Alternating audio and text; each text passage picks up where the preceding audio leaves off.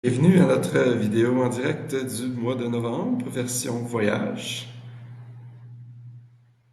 Premièrement, ben désolé, il est pas 7 heures. En fait, il est 7 heures, il est presque 7 heures ici au Mexique, mais ça se passe à 7 heures pas au Mexique. Donc, je vais essayer d'en faire une nouvelle pour ceux qui ont manqué ou ceux qui n'ont pas pu se joindre. Je vais en faire une vidéo spéciale pour compenser. Je vais vous donner ça dans l'infolettre, une date dès que je décide quand je vais pouvoir faire ça. Ça, c'est un bel exemple de mon TDA. Donc, pur oubli complètement, comme je savais ce matin que j'avais ça. Puis ben, après ça, ben, je ne le savais plus. Donc voilà, c'est l'histoire de ma vie. D'habitude, je suis beaucoup plus assidu à regarder mon agenda pour pas que ça arrive, mais là, on est dimanche, fait que c'est sûr que je regardais moins, parce que j'ai pas de meeting, j'ai pas d'appel avec les employés, on les laisse, on les laisse en congé le week-end, fait que voilà. Donc, vaut mieux tard que jamais, dit l'expression. Donc, on va faire ça pendant la prochaine heure et on va espérer répondre au maximum de questions pour ceux qui sont là. Et désolé pour la petite confusion, ou plutôt l'oubli, le pur oubli. Je vois qu'il y a déjà, bon, 15 personnes, c'est déjà pas pire, considérant. Donc, merci d'être là, ceux qui sont là, malgré le retard. Et euh, on va commencer très vite, là. Je vais juste faire une petite mini présentation du mois qu'on était supposé faire, puis je vais la faire encore plus express pour compenser. Mais c'est vraiment l'importance des portails d'achat en ligne. Donc, ça, tu te dis, ouais, qu'est-ce que ça a à voir avec les voyages, ça? Puis, c'est pas la vidéo de récompense voyage aujourd'hui, on l'a fait le mardi passé. Mais si tu veux voyager pour moins cher, la chose la plus simple que tu peux faire, vraiment, vraiment le plus efficace, c'est de commencer à utiliser les portails d'achat en ligne. Donc, il y a plein de spéciaux. L'article va sortir justement demain sur les portails d'achat pour Noël, le Black Friday, c'est-à-dire le vendredi fou. Donc, ça jette pour... Je viens d'acheter des verres de contact aujourd'hui que je me suis commandé. C'était 1 ou 2 dollars boni, 1 ou 2 points boni par dollar habituellement. Puis là, ce week-end, jusqu'au vendredi fou, c'est 18 points par dollar. Fait que 18 points Aéroplan, juste pour donner une idée, c'est l'équivalent d'à peu près 27% de remise. Fait que tu sais, t'as la même chose, tu as 27% de remise. Puis là, pour tous tes achats de Noël, c'est vraiment, vraiment une façon facile d'aller chercher un petit coussin de points ou de remise en argent. Il y a Rakuten. Evelyne est avec nous. On va mettre le lien dans les commentaires, le Rakuten, pour s'inscrire avec notre lien. Vous allez avoir 30 gratuits. Puis ça va vous donner remise en argent. Donc, c'est les achats que tu vas faire de toute façon pour Noël, que ce soit des cadeaux, que ce soit pour peu importe, ça va donner des remises en argent. Puis ça va de, si c'est de la remise en argent, ça va aller direct dans ton budget de voyage. Ou si c'est des points Aéroplan, ce qu'on recommande, surtout cette semaine, ça va être des points pour un futur vol gratuit. Donc, important, ça ressemble pas avoir un bon voyage, mais c'est juste que tu vas faire ces achats-là de toute façon. Fait que j'aime vraiment mieux que tu aies des remises en argent super facile à avoir ou des points Aéroplan. Donc, Evelyne va mettre le lien pour Rakuten, mais aussi pour notre article qui explique c'est quoi les portails d'achat, qui dit les deux, trois les plus importants, mais Rakuten puis Aéroplan, c'est les deux que j'utilise moi-même. Tout ce que j'achète, je vais pas en magasin parce qu'on est en 2025. Je sais qu'il y a des gens qui sont encore là, ben, je trouve ça bien le fun d'aller en magasin, mais si tu veux vraiment aller le voir puis toucher à quelque chose, vas-y, mais après ça, ou même fais-le sur ton cellulaire dans le magasin, commande en ligne avec un portail. Tu vas avoir des pourcentages de remise de plus. Habituellement, c'est pas des gros pourcentages, mais si t'es wise, si t'es futé, comme ce que tous les bons amateurs de récompense voyage font, c'est que tu times tes gros achats pour les événements de promotion comme qu'on sait qui sont toujours en train de revenir. Donc, comme pour le vendredi fou, c'est évident. Ils en font presque à chaque mois, mais donc c'est juste d'être un petit peu plus à l'avance, bien planifier tes achats pour avoir 5% de remise au lieu de 1. Ben, ça semble pas beaucoup, 5%, mais c'est mieux que zéro, tu sais. Fait que c'est du gravy, comme on dit en anglais, et ça va direct dans ton budget de voyage. Donc voilà, je veux passer plus vite aux périodes de questions considérant la situation de retard, mais là, je vois qu'il n'y en a toujours pas. Fait que gênez-vous pas, vous êtes 30. Ça va peut-être être plus intime ce soir. On va pouvoir répondre à tout le monde. Gênez-vous pas, je vais faire apparaître Evelyne dans la caméra et on va pouvoir commencer si vous avez des questions. Bonsoir Evelyne. Et Salut! merci tout particulier, Evelyne. C'est elle qui, moi, j'étais en train de marcher en revenant de mes quesadillas à 2 dollars. Je vais ouvrir mon cellulaire. Ah, le live. Je suis comme, oh, le live. Ben oui. Merci. Fait que je me suis dépêché à m'en venir. Voilà. Donc là, je vois toujours pas de questions. Ça, c'est quand même assez rare. Je sais pas si c'est à Ouais, cause que tous ceux qui en avaient, ils étaient là à 7 heures bien pile, puis genre, là, ils sont pas là. Mais Gênez-vous pas, ceux qui sont là, n'importe quel sujet. Sinon, je vais vous parler pendant la prochaine demi-heure de plein d'autres sujets, puis ça va être des affaires qui vont vous apprendre, que vous allez pouvoir apprendre, c'est sûr. Mais j'aime mieux répondre à vos questions, vu que c'est à ça que ça sert à la base, ces vidéos-là. Fait que gênez-vous pas, je vais vous laisser les écrire dans les commentaires si vous en avez, n'importe quel sujet de voyage. Sinon, en attendant, je peux aussi parler d'une autre chose qui a un petit peu plus rapport avec les récompenses de voyage que les voyages, mais juste parce que c'est important, parce que il reste 2 jours. Donc, mardi, ça se termine, ma carte RBC Avion. Donc, tu prends cette carte-là, et la prime de bienvenue, à elle seule, te donne un vol de 12 heures dans la meilleure classe à faire au monde, la Q-Suite. Ça vaut 3000 $. Une prime de bienvenue, c'est quand même assez fou.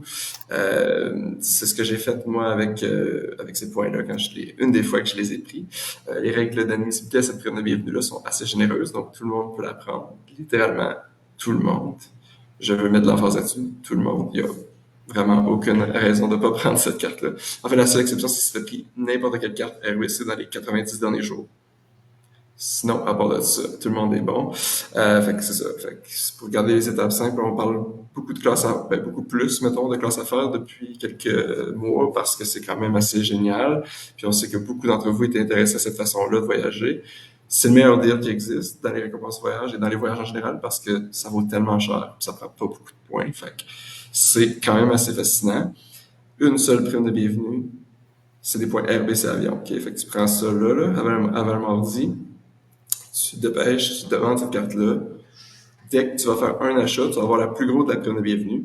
Tu vas pouvoir transférer ça à British Airways tout de suite.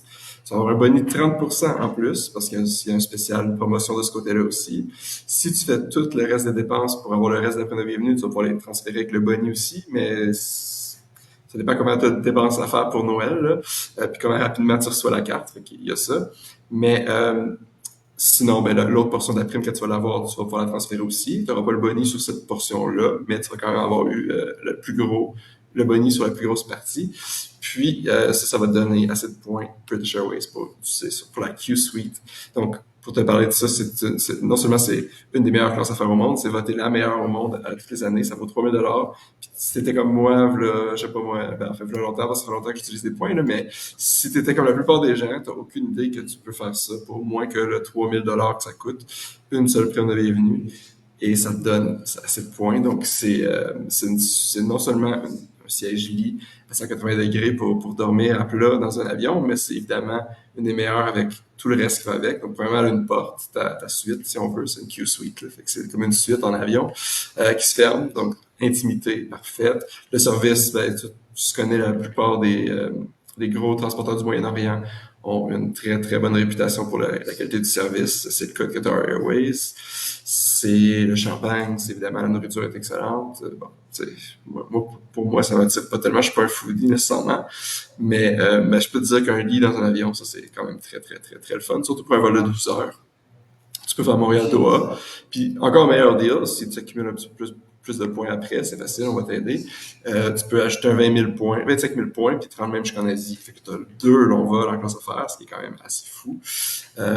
Pour te rendre jusqu'en Thaïlande, Vietnam, you name it. Donc voilà, ça c'est ma petite parenthèse sur la carte qui finit dans 2 jours. Donc si tu t'intéresses à ça, il faut être vraiment plus flexible avec ces points-là. Donc je veux le spécifier, là, c'est assez important parce que c'est plus difficile à trouver les sièges disponibles qu'avec Aéroplan. Mais si tu es flexible sur l'itinéraire ou sur les dates, tu vas pouvoir t'en trouver puis on va t'aider. Mais si ça t'intéresse, dans les 2 prochains jours, c'est le temps. Donc, on a une question de rentrée. 2? Parfait, 2. Fait que voilà, on va commencer avec ces 2-là. Puis en attendant, gênez-vous pas pour vrai, posez-en. Puis sinon, ben, je vais meubler le temps avec d'autres sujets promis. Oh, cool, on y va. Alright. Donc, Karine qui veut savoir si ça vaut toujours la peine de prendre une carte supplémentaire pour son chum ou non. Est-ce que c'est mieux qu'il prenne lui-même la carte plutôt que de payer 50 $ pour la carte supplémentaire? Je sais pas de quelle carte spécifique tu parles, mais en règle générale, c'est toujours mieux de prendre la carte au nom de tout le monde, parce que c'est ça qui va vous donner une prime de bienvenue. C'est vraiment la clé, là.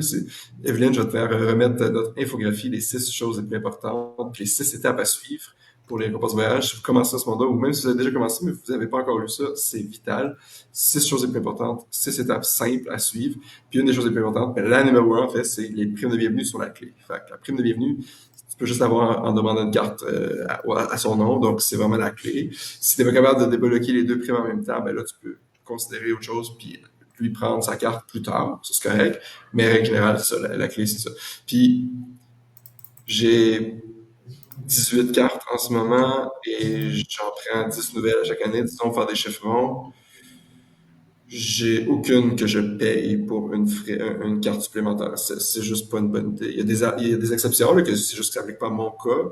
Mais, encore une fois, là, je sais pas de quelle carte tu parles, mais si tu me spécifies quelle carte. Mais 99% des chances que je te dise non. Ça vaut pas la peine de payer pour une carte supplémentaire, carte conjointe, quand elle est gratuite. Bien sûr qu'on est aucun downside, aucun désavantage, c'est gratuit, mais quand elles sont pas gratuites, c'est rare que ça vaut la peine.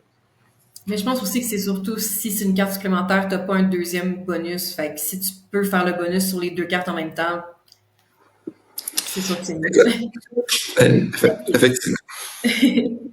Ensuite, je viens de voir que Karine répond là, que c'est la Scotia Seine. Est-ce que c'est ça, ouais? Non, il n'y a pas d'avantage d'apprendre.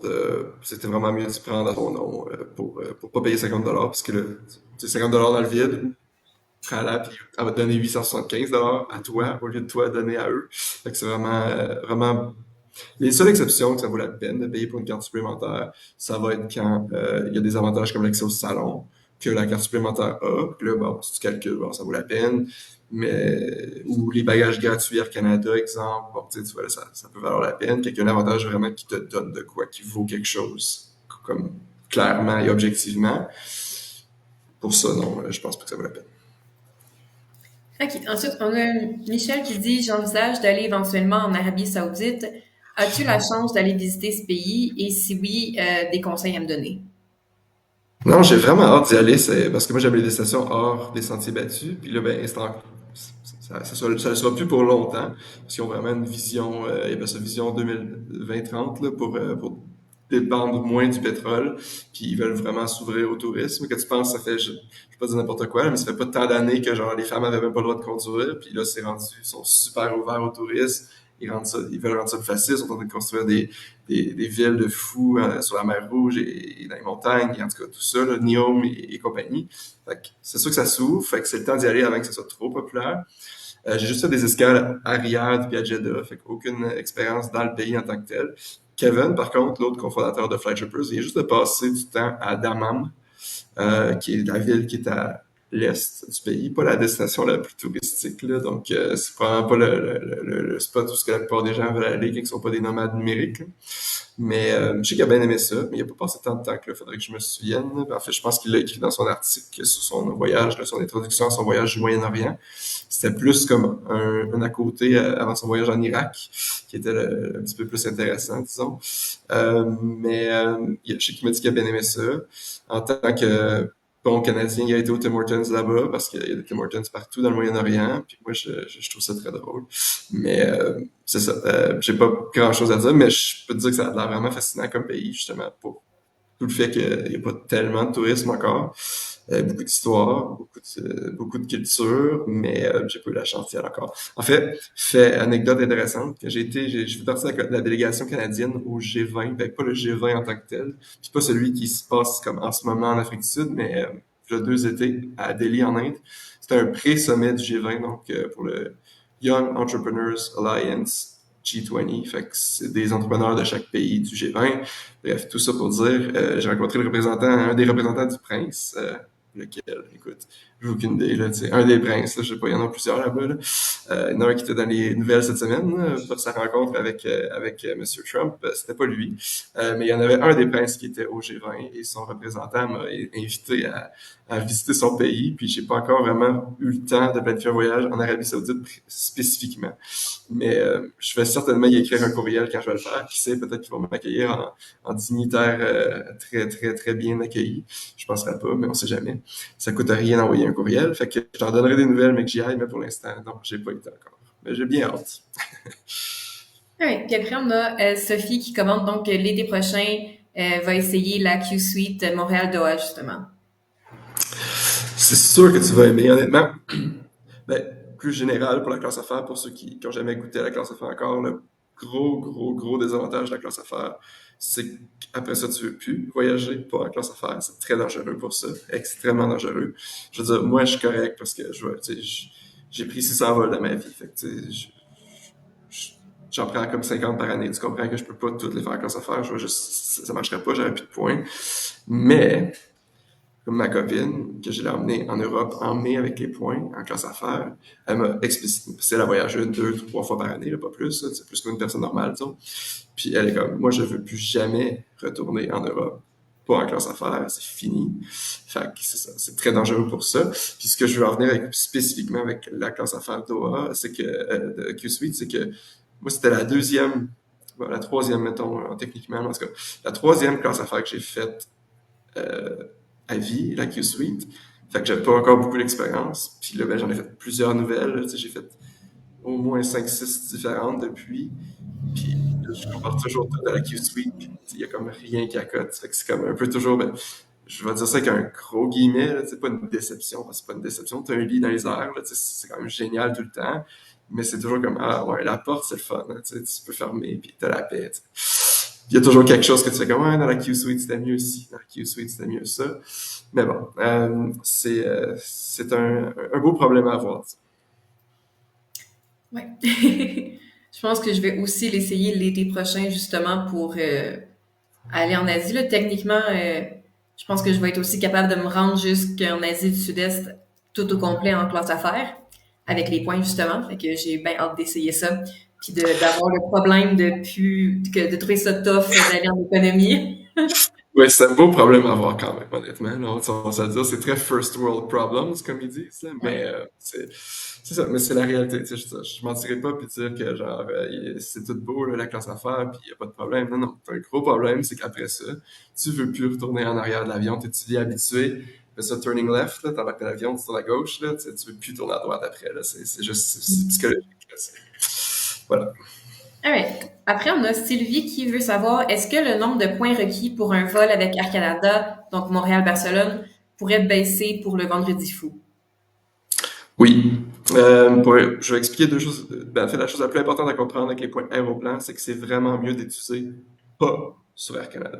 OK, je répète, point aéroplan d'Air Canada, c'est vraiment mieux de les utiliser pas sur Air Canada. Je sais que c'est très contre-intuitif, puis les gens sont comme, ah, mais là, c'est des points Air Canada, je vais les prendre sur Air Canada, c'est le réflexe normal, puis c'est 90% des gens qui font.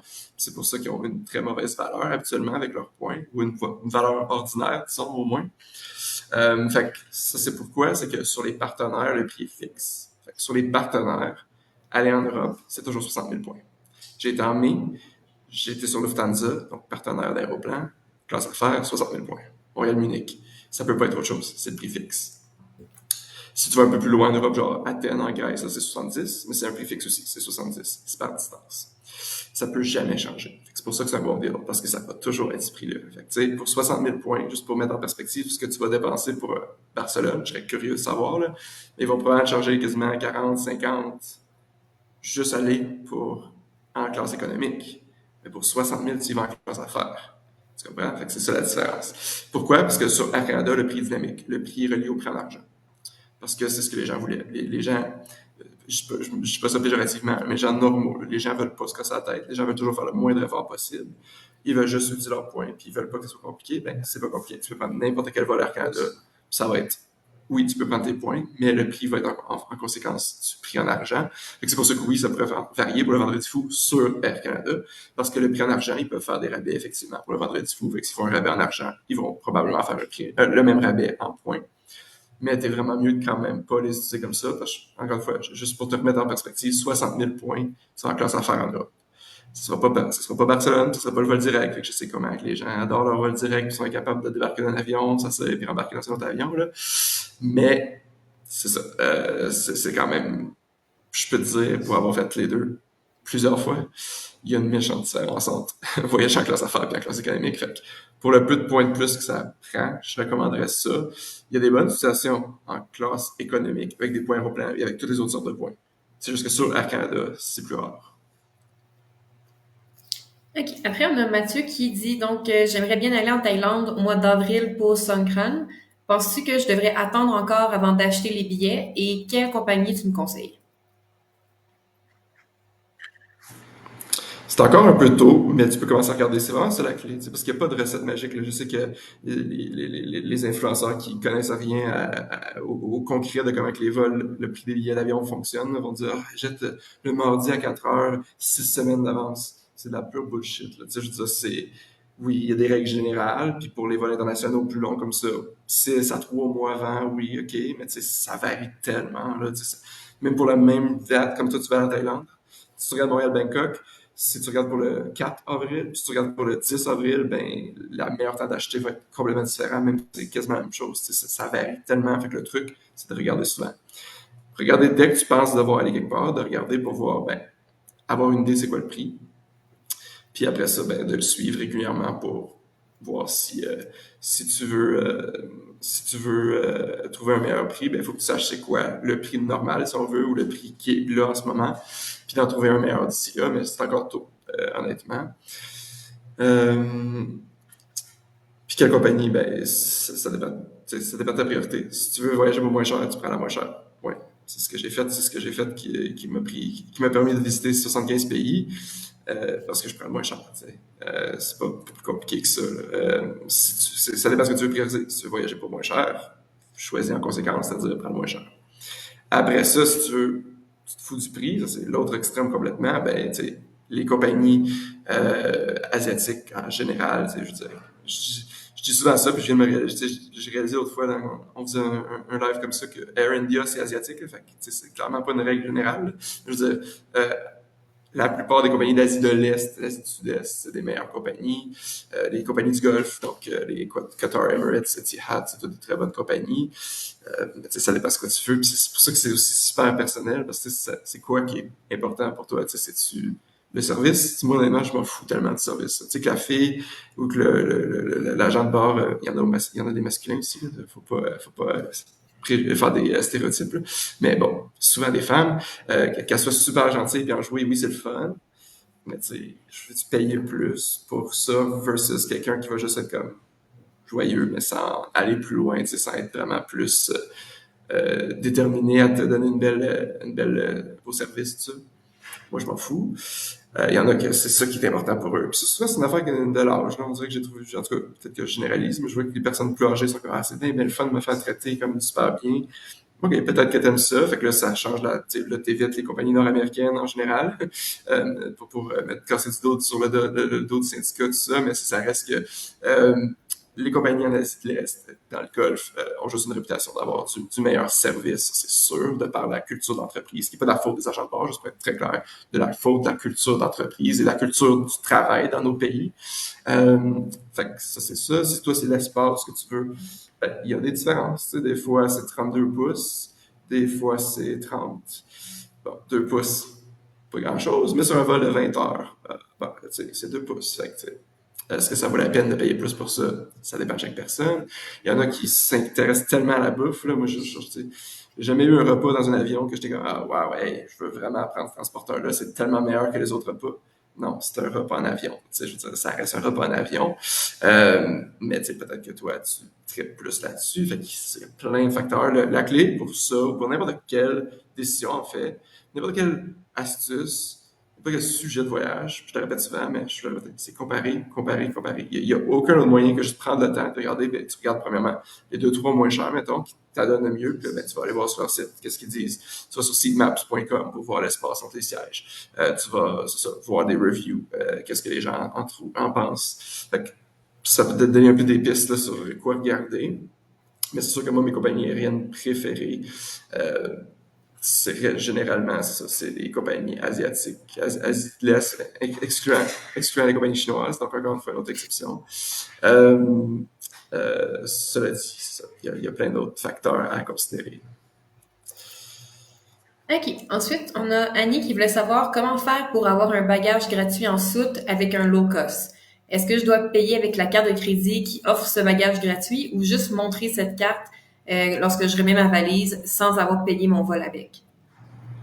Tu peux pas avoir un bagage en soute sur un low cost. Les seules compagnies avec lesquelles tu peux avoir un bagage en soute gratuit, c'est Air Canada, WestJet, puis Porter. On a un bel article, Evelyne, si tu veux le retrouver, que j'ai fait très récemment sur les bagages gratuits. c'est les cartes de crédit de ces compagnies aériennes-là qui te donnent le bagage gratuit sur leur compagnie. Tu peux pas juste comme prendre une carte de crédit par rapport, puis genre avoir le bagage gratuit sur tous les transporteurs dans le monde, là, ça marche pas comme ça. C'est carte de crédit Aéroplan pour avoir les bagages gratuits sur Canada, carte de crédit Porter pour avoir les bagages gratuits sur Porter, et carte de crédit WestJet pour avoir les bagages gratuits sur WestJet. C'est le seul moyen d'avoir des bagages gratuits.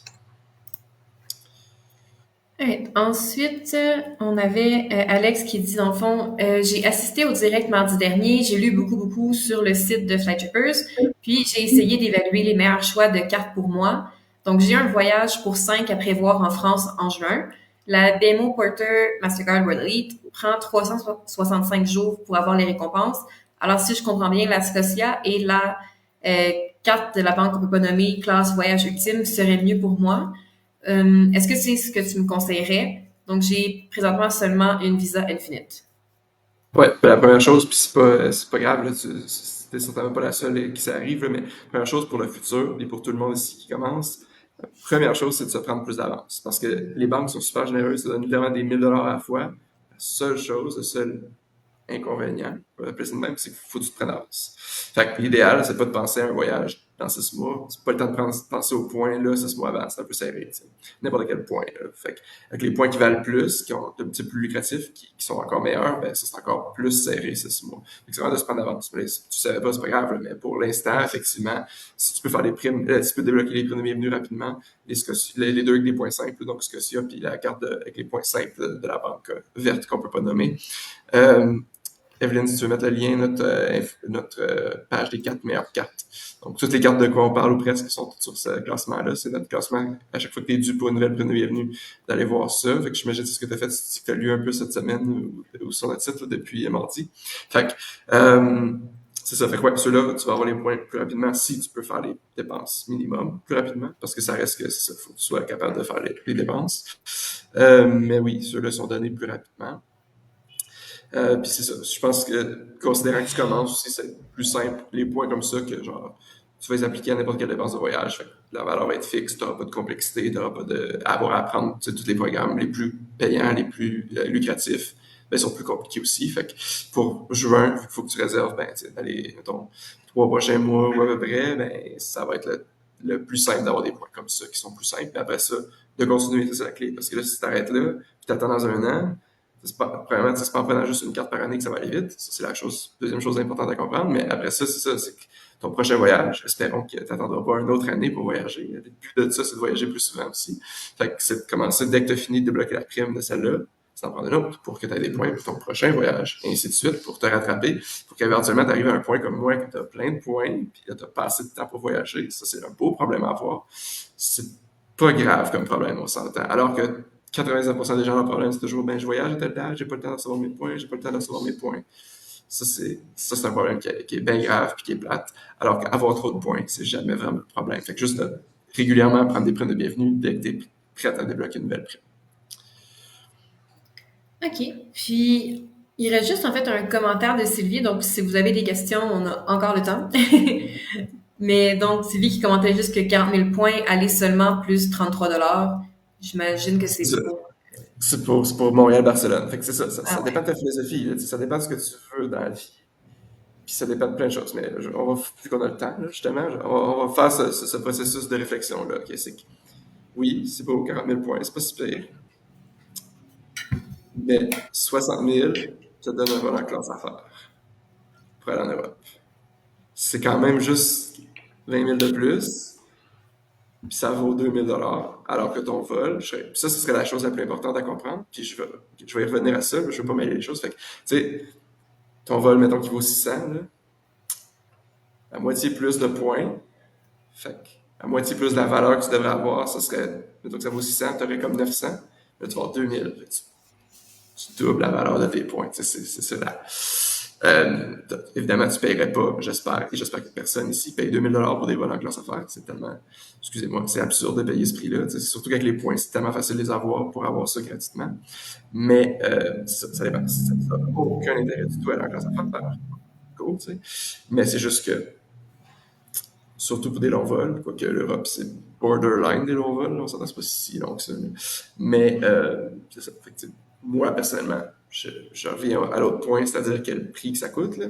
Mais moi, personnellement, je garderais mes points comme ça, qui valent tellement plus, sont précieux, des beaux points Aéroplan.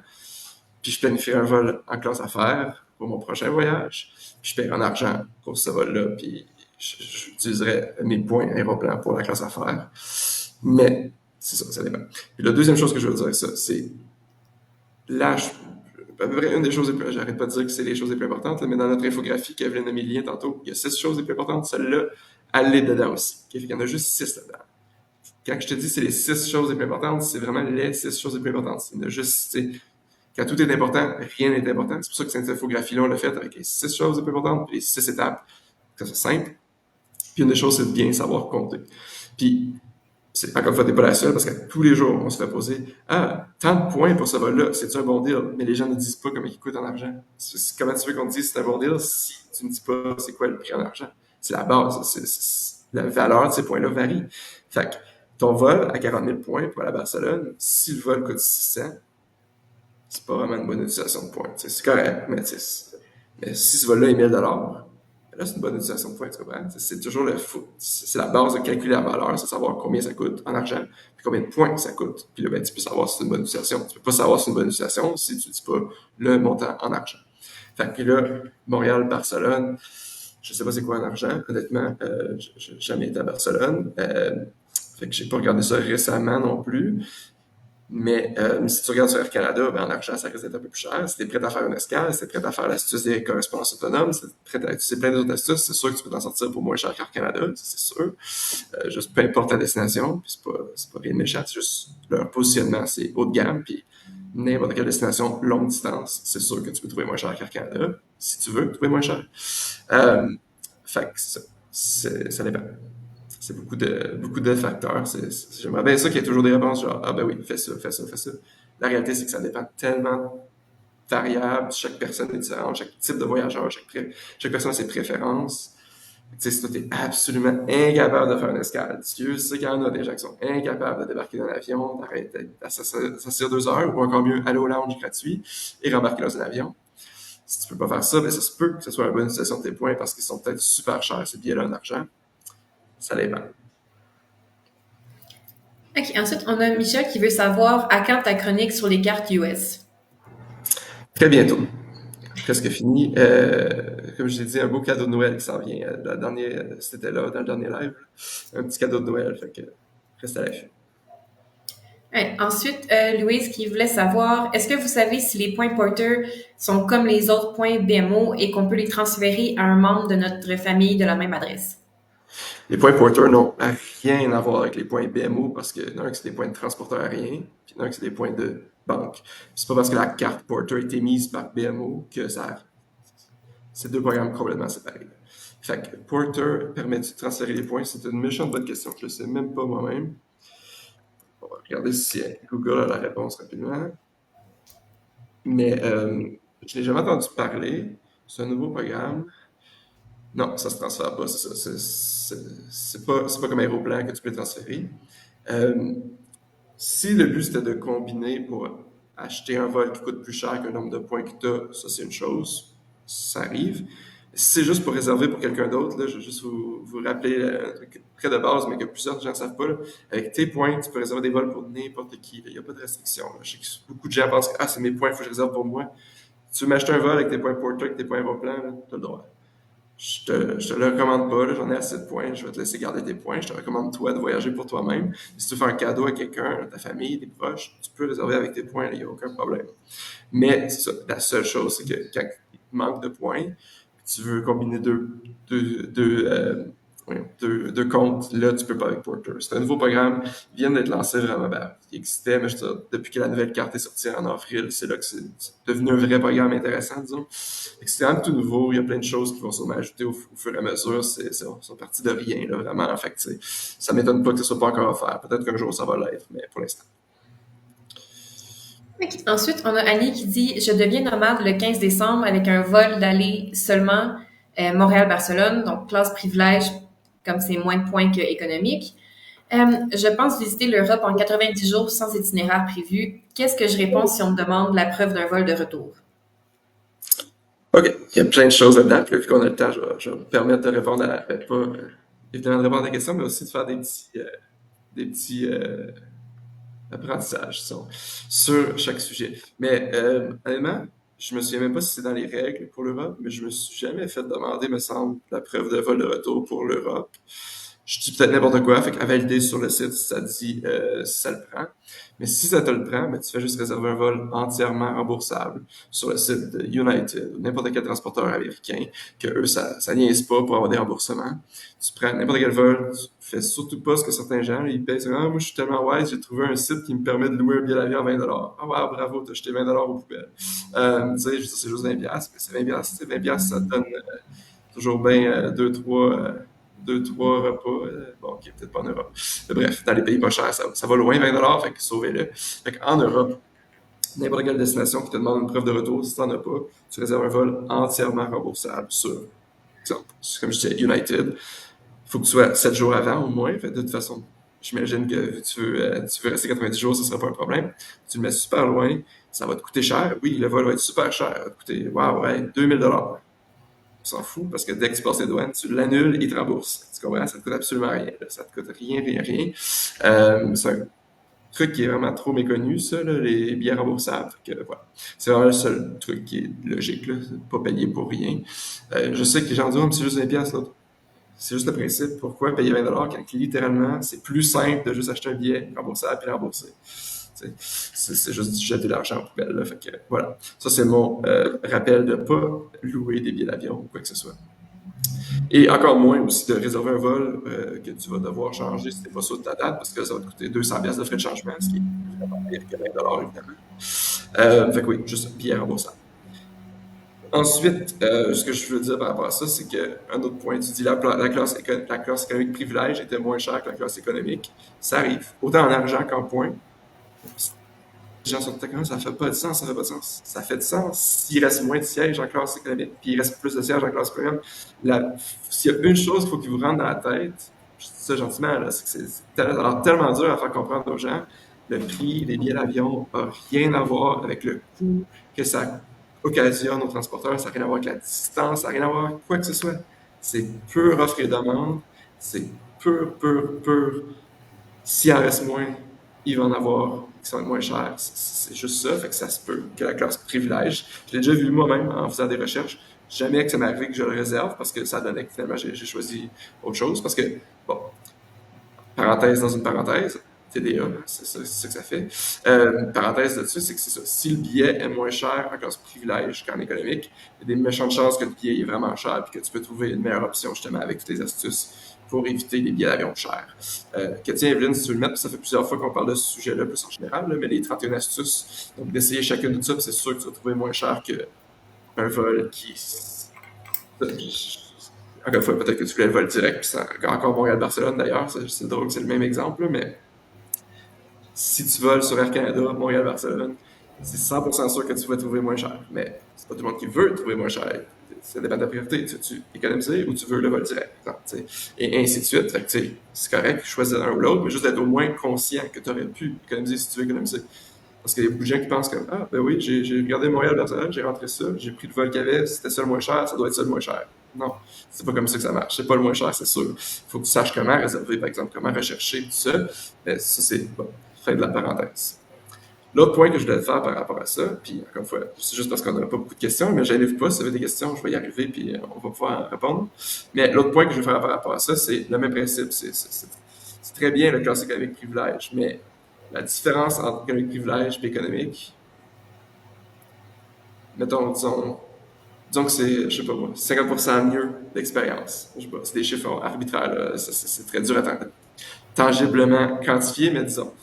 Mais la différence entre classe économique et classe affaires, si l'autre c'est 50% mieux, ben c'est genre 500% mieux. Tu sais, c'est même pas dans le même univers. Fait que, oui, ça peut être intéressant puis tentant de prendre ses points pour classe privilège, mais ça revient un peu à ce que je disais. Des fois, c'est juste mieux de garder les points pour un autre voyage. Ils sont si précieux, ils valent tellement cher. Parce que je sais pas comment tu as payé pour classe économique privilège pour Montréal-Barcelone, tu n'es pas obligé de nous le dire, je ne vais pas te mettre on the spot, mais si jamais tu veux partager, je te rappelle que 60 000 points, tu vas en Europe en classe affaires. Puis la classe affaires, la classe économique privilège, ça se ressemble pas, là. C'est même pas dans le même univers, encore une fois. Fait que c'est ça. C'est une question de maximisation, puis de si on veut maximiser, c'est pas tout le monde qui veut, c'est correct. Mais juste au moins savoir que c'est ça. C'est un peu pour ça qu'on a parlé dans une partie de notre nouvelle section sur les points pour les vols en classe affaires, sur les deals, sur notre site, pour que les gens comme réalisent que ça prend pas beaucoup de points si tu sais comment ça fonctionne. Là. Voyage en classe affaires, 60 000 pour aller en Europe. Puis quand j'étais en Asie, cet hiver, c'était 75 000 points que j'ai payé, qui est le prix aussi fixe. Bon, avec un petit bémol, là, mais 75 000 points, c'est pas tellement plus. Puis ça te donne 10 heures de vol au lieu de 7. Fait que, ça dépend de ce que tu veux.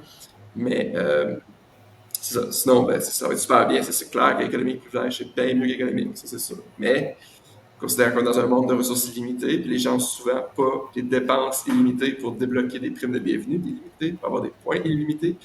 Ces points-là, ben, 60 000, ça t'aurait donné un vol en classe faire. Ou là, tu parles du sport nomade. En passant, j'ai oublié de dire mon commentaire, c'est une félicitation de devenir nomade. C'est quand même un gros accomplissement. C'est ça que j'aurais dû commencer, là, mais je me suis lancé dans mes 8 affaires de TDA qui sont rentrées dans ma tête quand j'ai eu la question. Mais bravo. Puis là, je me dis sûrement qu'après ça, l'Europe, vu que tu as juste 90 jours avec le visa Schengen, que tu vas sûrement aller. Bon, laisse-moi présumer que tu vas peut-être aller en Asie. C'est là où les gens veulent aller, qu'ils sont nomades, pour un coût de la vie beaucoup moins cher et tous les autres avantages de cette belle région. Ben, que j'ai pris cet été, c'est Istanbul, Bangkok, 60 000 points, puis c'était 10 heures en classe affaires. Donc, 10 heures dans un pays. C'est la super bonne classe affaires de Thai Airways. Encore mieux qu'aller en Europe, parce que l'Europe, c'est 7-8 heures, donc c'était 10 heures, 60 000 points. Fait que c'est toujours ça, c'est le coût d'opportunité qu'il faut regarder dans un sens que je veux dire. Puis pour ceux qui ne connaissent pas le coût d'opportunité, le concept comptable, c'est que quand tu prends 50 000 points pour aller en classe économique privilège, c'est peut-être super bon dans un vase clos, mais ça t'empêche de prendre un vol en classe affaires qui aurait coûté juste un peu plus cher. Fait que c'est le coût d'opportunité que je considère est quand même bon à prendre en compte si tu veux vraiment bien choisir, bien planifier, bien maximiser. Je voulais juste ajouter quelque chose par rapport à la preuve de vol de retour. En fait, c'est une preuve de sortie du pays, ou peut-être dans le cas de l'Europe, là, c'est une preuve de sortie de l'espace Schengen. Fait que moi, ce que je fais tout le temps, je fais juste prendre un autobus comme un billet d'autobus le moins cher que je trouve, genre 10 piastres pour qui sort du pays, pour que si jamais ils me le demandent, ben j'ai une preuve de sortie du pays. Ça n'a pas besoin d'être un vol que tu retournes à Montréal, par exemple. Juste un petit. C'est juste que, mettons, oui, je pourrais prendre un vol, genre un vol remboursable, mais c'est pas. Ça dépend de ton cash flow, mettons. Fait qu'un autobus à 10 piastres que tu peux aussi rembourser, c'est vraiment pratique parce que je le fais tout le temps, puis je me suis jamais fait demander de preuve. Mais si un jour on me le demande, j'ai mon petit billet d'autobus qui prouve que je sors du pays. Ou tu sais, puis justement, si tu veux acheter un vol, t'as pas besoin de revenir à Montréal. Ça pourrait être Espagne-Maroc qui doit coûter comme 50 $ maintenant. Ou ça dépend, ça peut être monté plus que je pense là. Mais tu sais, je voulais juste dire que en Amérique latine, ça fonctionne très bien là, de juste prendre un autobus, c'est super facile. Comme t'as pas besoin de le prendre, je parle juste le billet. Puis en Europe, pour l'espace Schengen, j'imagine que tant que tu as une preuve que tu sors de l'espace Schengen, c'est correct. Ça n'a pas besoin d'être un vol. C'est juste Ouais. ça. Puis il y a plein de vols, ça. Effectivement, ça n'a pas besoin d'un vol de retour, là, c'est une bonne distinction. Il faut juste que tu sortes. Il veut juste que tu. Excusez mon bon français, il veut juste savoir que tu vas décoller de leur place. Fait que, tu sais, ils veulent juste que tu sortes de leur zone. Puis là, l'Europe, c'est particulier parce que c'est l'espace Schengen, donc c'est plus que 20 pays tout ensemble. Là, mais comme que tu as dit, justement, c'est le meilleur exemple. Espagne, Maroc, il y a du Ryanair à 50 $ tout le temps. Fait qu'au pire, tu réserves ça. Puis, tu sais, mais ça reste que c'est gratuit, il faut faire des remboursables. Pour le faire du cash flow, ben, ça dépend où dans ton cycle de facturation de carte de crédit aussi. Parce que tu le rembourses tout de suite. Fait que, à moins que tu sois vraiment malchanceux, ça, c'est vraiment genre tu le réserves. Ça, tu peux réserver. Ça, c'est la différence entre les exigences comme. On n'a pas souvent parlé d'exigences de voyage, mais on devrait en parler plus, mais c'est pas sexy, là. On s'entend là, parler de visa, puis tout ça, puis de règles, mais ça reste que c'est quand même la base, comme on répète souvent, en fait. La seule chose obligatoire à n'importe quel voyage, regarde les règles d'entrée. Mais tu as des règles d'entrée, tu as une gradation là-dedans. Tu as les règles d'entrée importantes, c'est-à-dire les visas. Donc, que ce soit visa électronique, visa, autorisation de voyage électronique, whatever. Ça, c'est important parce que si tu l'as pas, quand tu arrives au check-in, ils te laisseront pas embarquer dans l'avion. Fait que ça, c'est important. Après ça, tu as les autres affaires comme justement preuve de sortie de vol. Admettons que tu arrives à ton vol Montréal-Barcelone, à Montréal, puis ils disent ouais, j'ai besoin d'une preuve de sortie. Ça se peut, Air Canada va peut-être te demander ça. ou Air Transat. Je sais pas. Exemple. Bon, ok, j'espère que ça va pas couper, mais mon écran est devenu bleu pendant une seconde. Fait que si tu demandes ça à Montréal, ben, un cellulaire, en tout cas, j'espère, on est en 2025, tu fais juste le réserver direct là devant elle. Là, c'est pas une règle que genre, ah, faut que tu l'ailles avant. Tu peux l'acheter tout de suite, ton billet d'avion. Ça s'achète en 3 secondes sur un cellulaire. Fait que c'est pas vraiment stressant. Là. Fait que si jamais tu te demandes, effectivement, tu peux réserver ça sur place. Fait que là, si tu réserves ton billet d'avion remboursable, là, sur place, dès que tu passes les douanes en Europe, tu le cancelles. Fait que, tu sais, moins que ton cycle de facturation de carte de crédit a fini ce jour-là, il n'y a pas de cash flow là-dessus. Ça va apparaître ton relevé de carte de crédit, moins 2000 plus 2000. Ça s'annule, tu n'as jamais rien besoin de payer. Mais c'est sûr que c'est pour plus longtemps, ben, ça, c'est autre chose. Voilà. Ok, ouais, c'est ça. J'ai plus rien à dire en fait sur ce sujet. On peut passer à la prochaine. OK. Donc, ensuite, Sylvie qui veut savoir comment on procède pour payer une compagnie partenaire d'Air Canada avec des points. On passe par le site Aéroplan ou on va directement sur le site de la compagnie partenaire, genre Lufthansa, et on inscrit notre numéro de membre Aéroplan. Non, ça se passe tout sur le site d'Aéroplan. Donc, les points Aéroplan, ça s'utilise sur le site Aéroplan. C'est tout. Les points Air Miles, ça s'utilise sur le site Air Miles, c'est tout. Les points BMO s'utilisent juste sur le site BMO. Tu comprends le principe, c'est qu'il faut vraiment que tu fasses sur le programme, sur le site du programme. Ce qui va apparaître, c'est que s'il y a des sièges disponibles sur les partenaires, ça va apparaître directement sur le site d'Air Canada.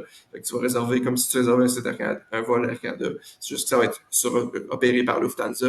Même chose que quand tu achètes un vol en argent, que des fois les partenaires, ils vendent des vols, si tu achètes un vol Air Canada en argent, ils peuvent te vendre Montréal, Francfort sur Air Canada, puis Francfort quelque part d'autre sur Lufthansa. Ben, c'est le même principe. S'il est disponible en points sur les partenaires, il va être directement sur le site Aéroplan. C'est une bonne question qui revient souvent, là, mais on a un beau guide Aéroplan qui s'en vient avec bien des astuces de base comme ça. Okay. Ensuite, on a Louise qui dit, au lieu de payer le renouvellement pour 2 cartes Porter, j'aurais aimé transférer mes points sur une seule carte. Ouais, je comprends le principe. Mais oui, c'est dans ce cas-ci. Tu peux pas vraiment le faire. Il n'y a pas moyen de l'éviter, malheureusement, juste parce que ça se transfère pas. Une façon, ce que tu peux faire, c'est les utiliser avant un renouvellement, mais ça dépend si tu as des plans de voyage d'ici. Okay. Ensuite, on a Sophie qui commande, donc voilà ce que j'ai payé pour mon voyage en Thaïlande en juillet 2026. Donc, Montréal, Doha, Q-Suite, 70 000 points Avios plus 325, Doha Bangkok 30 000 points plus 125 retour Bali Doha 30 000 points et 100 et Doha Montréal 47 500 points et 195 En ce moment, je le paierai avec mes points Seine, donc mon voyage me coûtera environ 550 Donc, je voulais donner une idée du prix à la personne qui veut aller en Thaïlande en avril 2026. Super. Puis juste en dessous, elle a corrigé, c'est 70 000 points Montréal-Doha. Puis c'est ça que j'allais dire, parce que j'ai vu 100 000, j'ai dit, oh, attends une minute. Ouais, non, c'est pour ça que j'ai dit 70 000 au lieu de ça. Ah, ok, c'est ça. Je n'étais pas sûr si tu l'avais dit. J'écoutais puis je lisais en même temps. Fait que c'est pour ça que je dis la carte qui finit mardi. Elle donne 55 000 points RBC, plus 5 000 que tu vas avoir en débloquant, plus 30% de boni sur la première portion. Fait que c'est assez pour avoir 70 000 points pour faire Montréal-Doha. Puis c'est quand même excellent. Puis là, ben, j'imagine que c'est parce que Sophie voulait faire peut-être une escale à Doha, puis où la disponibilité n'était pas disponible pour faire tout d'un coup. Parce que si tu prends Montréal, Doha, Bangkok sur le même billet, tu aurais sauvé un petit peu, là, mais pas de beaucoup. Tu aurais sauvé 5 000 points. On s'entend, c'est pas grand-chose. Je pense que ça vaut la peine 5 000 points pour avoir, la flexibilité de trouver plus de sièges disponibles pour aller dans les deux sens. Puis aussi pour visiter Doha, ne serait-ce que quelques jours. Je pense que ça vaut la peine, tant qu'à être là. Fait que ouais, c'est ça. Ça prend pas beaucoup de points. C'est pour ça que ça me fait tellement. Puis des fois, je sais, là, j'ai de l'air méchant, tout ça, puis c'est vraiment pas mon intention, mais c'est juste que ça me fait tellement chier, pardonnez-moi, même si c'est même pas moi, là, mais juste, ça me fait tellement chier de voir les autres gaspiller leurs points, comme genre, ah ouais, j'ai pris 100 000 points Amex pour un vol à 1 000 mais 100 000 points Amex, ça t'aurait donné genre 3 fois plus en valeur si c'est bien utilisé, tu sais, c'est merveilleux. Ça prend tellement pas beaucoup de points à aller en classe affaires que c'est vraiment, vraiment génial. Fait que merci pour le témoignage. Ensuite, on a Annie qui dit, donc quand tu dis que c'est plus payant de ne pas voler avec Air Canada, ça veut dire si je réserve avec mes points Aéroplan. Ouais, donc la base des points de transporteur aérien, c'est que tu peux les utiliser sur le transporteur aérien. programme en question et surtout et sur ses partenaires. Puis dans 99% des programmes, les partenaires sont une meilleure utilisation. C'est certainement le cas avec Aéroplan, certainement le cas avec British Airways.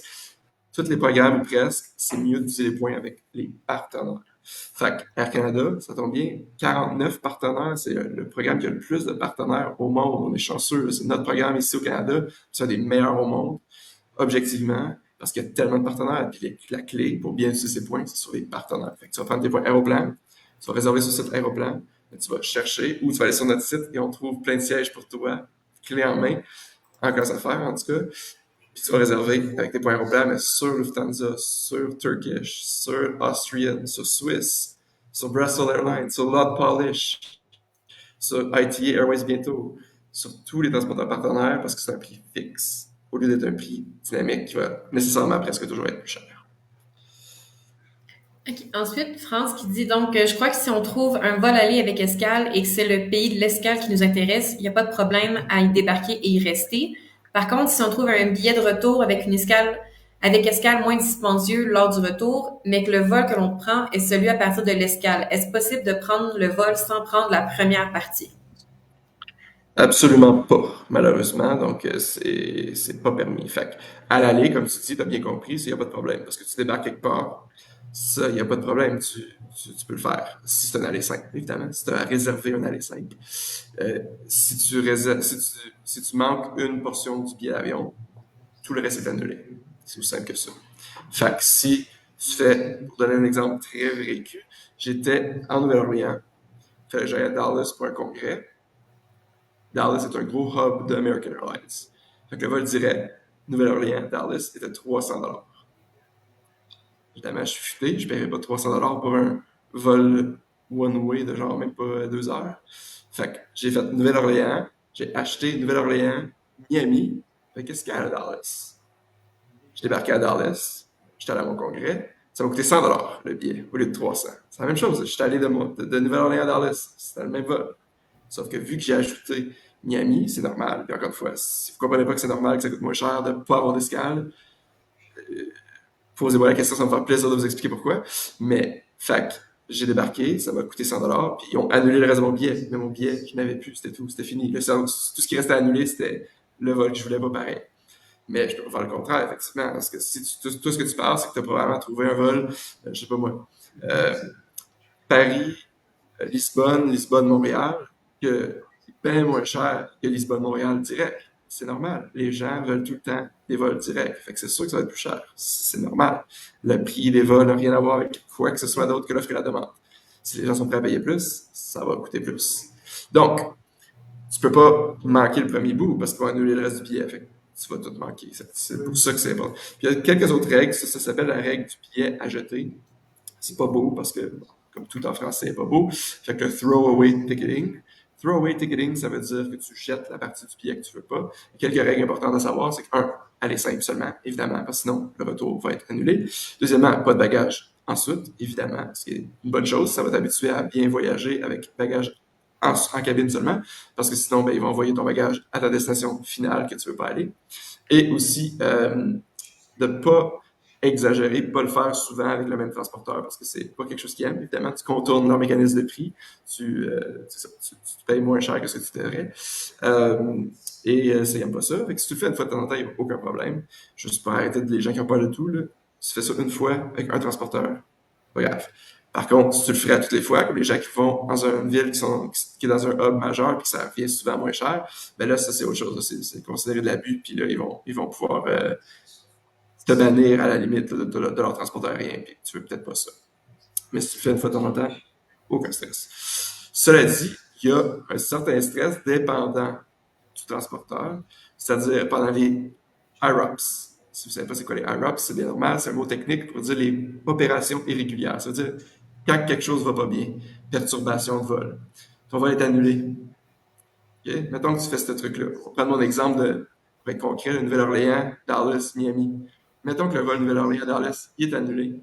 American Airlines, super gentil, regarde, on va t'envoyer sur le vol direct à Miami parce que ton vol est annulé, fait que on veut que tu te rendes à destination pas trop en retard, fait que voilà ton nouveau billet, Nouvelle-Orléans-Miami direct. Moi, je veux pas aller à Miami, je veux aller à Dallas, tu comprends? Fait que, il y a un certain risque. Ça m'est jamais arrivé pendant que je faisais le throwaway ticketing, puis je l'ai pas fait si souvent non plus. Mais habituellement, tu peux juste toi demander d'avoir le vol qui garde la même escale. Puis tu peux facilement le dire. Je dis, ah non, j'ai un ami qui me rencontre à l'aéroport à Dallas parce que je veux voir quelqu'un que je connais qui habite là-bas. Puis ils vont te le donner gratuit. Fait que c'est juste que faut juste que ça te fasse une étape de plus parce que le rebooking automatique pourrait ne pas convenir à cause de ça. Voilà. Bon, fait qu'il nous reste, mettons, 10 minutes maximum, mais on a juste une dernière question. Fait que, dernière chance, si vous avez une question, c'est pas mal là, parce que sinon, on va passer à la version anglaise à 9 heures pour que eux, je sois pas en retard et faire changement d'ici. OK, alors, vas-y, si tu as une question, c'est le temps. Dernière chance, ceux qui sont là. OK. Donc, en attendant, on a Annie qui dit j'ai un mix platine et bon vol. Est-ce que ça vaut la peine que je garde bon vol ou simplement tout payer avec platine? Ma nouvelle platine me donne automatiquement le statut gold pour Marriott. Comment Marriott va le savoir afin de passer de Elite à gold? OK. Finalement, posez pas d'autres questions. Je vais faire tout le reste du temps avec ça. Non, c'est une joke. Là. Posez-en si vous en avez. Là. Mais il y a plein de choses là-dedans. OK. Premièrement, la Amex Platine, c'est une carte à 799 $. Puis jamais je paierais quoi que ce soit avec autre que des billets d'avion. C'est pas une bonne carte à utiliser pour payer. La carte est là pour ses avantages, elle a des super bons avantages, mais si tu veux que ça aille vite, tes dépenses devraient servir à débloquer des primes de bienvenue. Débloquer d'autres primes, d'autres primes, d'autres primes, d'autres primes, améliorer ta cote de crédit, avoir plus de points, avoir plus d'avantages, avoir plus d'assurance. Jamais, jamais sur une même carte. Ça, c'est la base. C'est pas tout le monde qui veut maximiser, mais à la base, c'est ça. Ensuite, c'est tout le contraire, parce que littéralement, la seule carte au Canada que personne ne devrait fermer, c'est la Marriott. Littéralement, je répète, la seule carte au Canada que personne ne devrait fermer et que tout le monde devrait avoir, c'est la carte Marriott. Evelyne, si tu veux mettre le lien pour ceux qui nous écoutent, sont comme, ah, ben, je vais apprendre d'abord. Go for it. C'est la seule carte qu'il ne faut jamais fermer parce qu'elle donne un certificat qui vaut 300 $ chaque année. Justement, hier soir, j'ai dormi dans un Marriott que j'ai payé avec mon certificat de cette année qui valait 341 $. Donc, pas mal la valeur moyenne, ce que je suis pas content, là, parce que l'année passée, j'ai eu comme 700 $ de valeur avec le certificat. Là, je suis revenu juste à la valeur comme plus normale. Mais bon, il expirait, puis j'ai pas été habile assez pour trouver une valeur à 700 $ dans mes voyages cette année. Fait que je l'ai pris à 350 hier. Super bel hôtel. Mais tu vas en avoir chaque année. Il faut jamais, jamais, jamais, jamais fermer la carte Marriott. Ensuite, ce que j'ai plus général par rapport à ça, c'est que le fait de garder des cartes puis de dépenser sur des cartes, là, ça va vraiment être deux choses complètement séparées. Là. Si vous voulez comprendre la base, puis vous voulez apprendre à maximiser, c'est vrai d'apprendre que les primes de bienvenue, c'est une chose, les avantages des cartes, tout ça, c'est une autre chose. Puis finalement, pour garder ça, pour avoir ta platine, ça, celle-là, tu devrais la garder, mais ça, c'est une autre décision par rapport à est-ce que tu veux l'avantage des lounges gratuits, est-ce que tu veux le statut élite justement de Hilton et Marriott. Ça, c'est une autre décision. Mais oui, il faut que tu lies ton compte, là, donc ça se fait sur le site d'Amex. Il faudrait peut-être qu'on fasse un article pour montrer exactement où aller, là, parce que je sais que les gens aiment ça quand on fait ça clé en main, là, étape par étape. Mais c'est sur le site Marriott, tu te connectes, pas Marriott, pardon. Tu vas sur le site Amex, tu te connectes, tu vas sur ta carte platine, puis il y a un onglet qui s'appelle Avantages ou Benefits, ou je sais pas comment ils traduisent. En fait, c'est Benefits, ça fait que j'imagine Avantage ou quelque chose qui ressemble à ça. Ou clique sur Anglais, puis le site d'Amex va beaucoup mieux en anglais d'ailleurs aussi. Il y a plein de bugs en français. Fait que Benefits, puis là, tu vas avoir Marriott, puis tu vas rentrer ton numéro Marriott, puis tu vas faire comme le linkage, pardon, le relier des comptes pour qu'ils sachent que tu vas te mettre Gold sur ton compte Marriott. Donc, dernière question. Right. Ensuite, on a donc si je réserve un vol multidestination classe J, Bali, Taipei en 3 jours avec le vol Taipei-Montréal avec une escale à Vancouver pour 87 000 points avec un stopover 5 000 de plus pour un total de 92 000 points. Ma question, une fois que j'ai complété le premier vol, donc Bali-Taipei, est-ce que je peux modifier la date pour mon prochain vol comment ça marche avec les points? Est-ce qu'il y a des pénalités? Ouais, donc pour répondre à la question, parce que j'ai d'autres choses à dire sur le reste, évidemment, comme toujours. Mais pour répondre à la question, les points, ben, avec certains programmes, ça peut être différent. Mais avec Aéroplan, c'est le plus important. Là. Fait avec Aéroplan, c'est le même principe qu'en argent. C'est-à-dire que la classe tarifaire de base, il faut que tu payes si tu veux changer. Donc, frais de pénalité de 150, là, j'ai un blanc, là, 150 de frais de changement, pardon. Comme en argent, en points, c'est le même principe. Cela dit, il y a des classes tarifaires supérieures qui te permettent de modifier, mais ça vaut jamais la peine. Ouais, c'est pas jamais, mais ça vaut presque jamais la peine de payer plus de points ou plus d'argent comparativement aux frais de changement. À moins que tu dois changer comme 10 fois, là, mais tu sais, là, à un moment donné, je dirais plus branche-toi, bien poliment, pour éviter ça. Mais si tu veux changer juste une fois, presque toujours mieux de juste payer 150$ puis pas payer plus cher pour... bon, si tu veux changer 10 fois, ça c'est autre chose. Fait que à la base, c'est ça. Fait que oui, tu pourrais, mais ça te coûterait 150$. Puis il faut qu'il y ait de la disponibilité aussi sur ton autre vol. Fait que c'est pas garanti, évidemment, si tu comprends à la base des points Aéroplan. Puis l'autre point que je voulais dire par rapport à ça, c'est que c'est vraiment un bel avantage d'Aéroplan, c'est que justement pour 5000 points de plus, c'est une destination de plus. Sur un vol justement en Asie, ben, oui, les vols sont pas chers, domestiques, domestiques, je veux dire, courte distance, pardon. Ton Bali-Taipei de plus que tu as finalement, bon, ça peut coûter pas très cher en argent, mais là, tu l'as gratuit inclus finalement pour 5000 points. Puis là, tu l'as en classe affaires, évidemment, là, c'est sûr que ça vaut encore plus la peine. Fait que c'est ça. Un bel avantage Aéroplan peut-être qu'on parle pas assez souvent. Voilà, donc, pas d'autres questions. Ça fait le tour pour aujourd'hui. C'est la fameuse loi de, je me souviens plus du nom, mais the task will adapt to the time it has. Fait que, tu sais, si on fait 2 heures de questions, on a 2 heures de questions. Puis quand on a 1 heure de questions, on a 1 heure de questions. C'est toujours bien fait de même, presque. Voilà, fait que on va, comme je disais, ben, là, pour ceux qui sont là, c'est peut-être pas si pertinent, mais pour m'excuser d'avoir manqué le début de par mon TDA, qui m'a complètement... Puis ça, je disais, honnêtement, c'est quand même surprenant que c'est pas arrivé avant, honnêtement. À 5 ans, à peu près, de faire des vidéos à tous les mois, 2 vidéos par mois, c'est un miracle que j'ai pas, genre, plus comme été dans l'une avant ça. Fait que je pense que je vais classer ça dans la colonne des wins, que ça ait pris 5 ans pour que ça arrive. Mais pour ceux qui ont manqué ça ou qui veulent d'autres questions qui vont venir, on va faire une autre vidéo spéciale dans les prochains quelques jours. Je vous reviens avec ça dans les fous-lettres. Et sur ça, si vous voulez nous suivre en anglais, ben c'est dans 5 minutes, même endroit, flightshippers.com, mais /live au lieu de direct, ou Flightshippers sur Facebook sans nom de ville. Et il y a presque jamais de questions en anglais, quoique je dis ça depuis 3 ans, puis c'est plus vraiment vrai, là, parce que de plus en plus il y en a. Mais c'est sûr qu'il y en a moins, fait qu'on va pouvoir répondre à la question rapidement. Sur ça, bonne fin de soirée et à la prochaine.